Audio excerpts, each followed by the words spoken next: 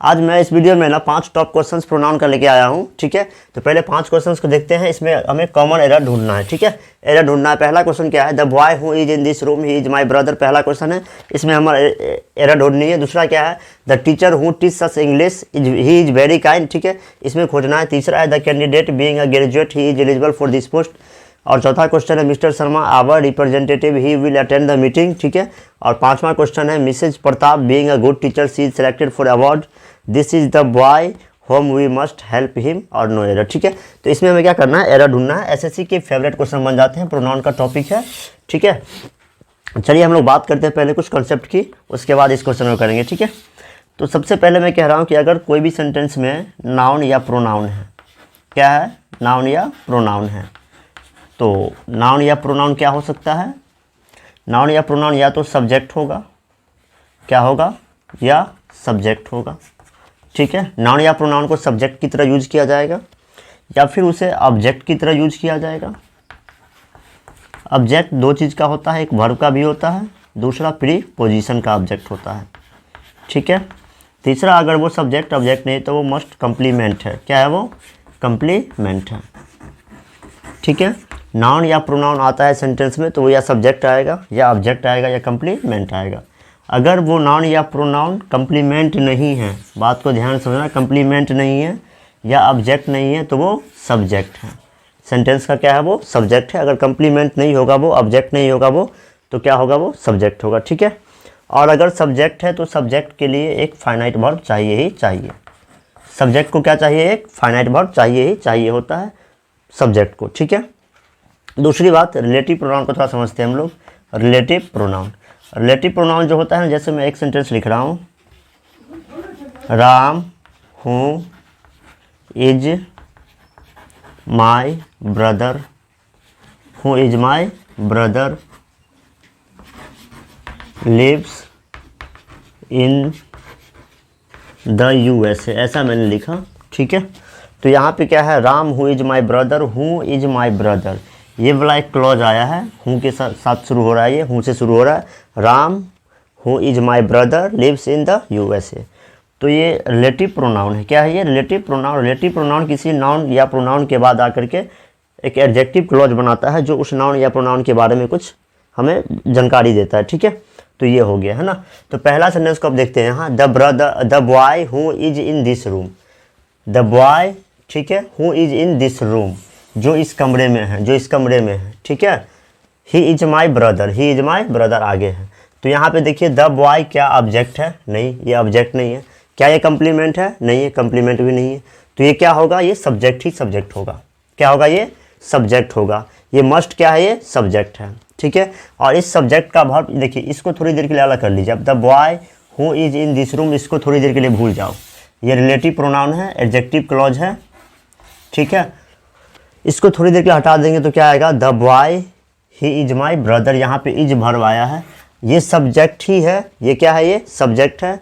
इसका वर्ब कौन सा है, इज है, तो क्या ही का प्रयोग होगा, नहीं, ही प्रोनाउन है। प्रोनाउन का प्रयोग नाउन के बदले होता है ज़रूरत पड़ने पर। यहाँ पे द बॉय, इस इज का सब्जेक्ट द बॉय है, तो ये ही का प्रयोग जरूरी नहीं यहाँ पे, तो ही क्या होगा, गलत होगा। तो पहले सेंटेंस में पार्ट डी में क्या था, एरर था। दूसरा क्या है, द टीचर, द टीचर आ गया यहाँ पे। हु टीच अस इंग्लिश, जो हमें अंग्रेजी पढ़ाते हैं, ये एडजेक्टिव क्लॉज है, रिलेटिव प्रोनाउन से शुरू हुआ है। ठीक है, इनको थोड़ी देर के लिए हटा दो। The teacher who teach us English, इसको हटा दो, तो क्या बनेगा, the teacher he is very kind. तो यहाँ पे इस इज का सब्जेक्ट कौन है, इज का सब्जेक्ट ये द टीचर होगा। इसके लिए हम लोग ही का इस्तेमाल करना क्या होगा, यहाँ पे गलत, तो ही का इस्तेमाल यहाँ पे नहीं होगा। ठीक है, अगला क्या है, the candidate being a graduate, ये बीइंग जो है ना, ये पार्टिसिपल है। ये क्या है, ये पार्टिसिपल है। और आप ये समझ लो कि पार्टिसिपल एक तरह से ना रिलेटिव प्रोनाउन की तरह ही होता है। ठीक है, तो इसको थोड़ी देर के लिए अलग करोगे तो क्या बनेगा, the candidate he is eligible for this post, है ना। ये इज का सब्जेक्ट कौन है, ये इज जो वर्ब फाइनाइट वर्ब आया है, इसका सब्जेक्ट कौन है, द कैंडिडेट। तो यहाँ पे ही का प्रयोग नहीं होगा। ये सारे क्वेश्चन पूछे गए हैं एसएससी बोर्ड के द्वारा। अगला क्या है, मिस्टर शर्मा आवर रिप्रेजेंटेटिव, ये एक मिस्टर शर्मा सब्जेक्ट है, ये नाउन इन अपोजिशन में प्रयोग हुआ है। Mister Sharma he will attend the meeting, he will attend the meeting. इस विल अटेंड का जो सब्जेक्ट है ना वो मिस्टर शर्मा है, मिस्टर शर्मा है। तो यहाँ पे ही की कोई आवश्यकता नहीं प्रयोग करने की, तो ही का इस्तेमाल यहाँ पे नहीं होगा, सीधे होगा mister Sharma our representative will attend the meeting. ठीक है। Mrs Pratap being a good teacher, Mrs Pratap being a good teacher. She is, देखिए इज का सब्जेक्ट कौन है, इज का सब्जेक्ट है ये वाला मिसेज प्रताप, तो यहाँ पे सी का इस्तेमाल नहीं होगा, सी को हम लोग प्रयोग नहीं करेंगे। अगला क्वेश्चन है this is the boy whom we must help him. अब देखिए अभी मैंने बात किया रिलेटिव प्रोनाउन की, तो जरा समझ लेते हैं रिलेटिव प्रोनाउन, है ना। रिलेटिव प्रोनाउन ऊपर का बोर्ड खाली कर लेते हैं। आइए दोस्त, हम लोग अभी बात कर रहे थे रिलेटिव प्रोनाउन की। तो रिलेटिव प्रोनाउन क्या होता है, हु, होम, व्हिच, दैट, ये सब क्या रिलेटिव प्रोनाउन है। तो मैं यहाँ पे लिख रहा हूँ the boy, who speaks English is my brother. ठीक है, इज माई ब्रदर। तो यहाँ पे ये जो है ना ये रिलेटिव प्रोनाउन हूँ है।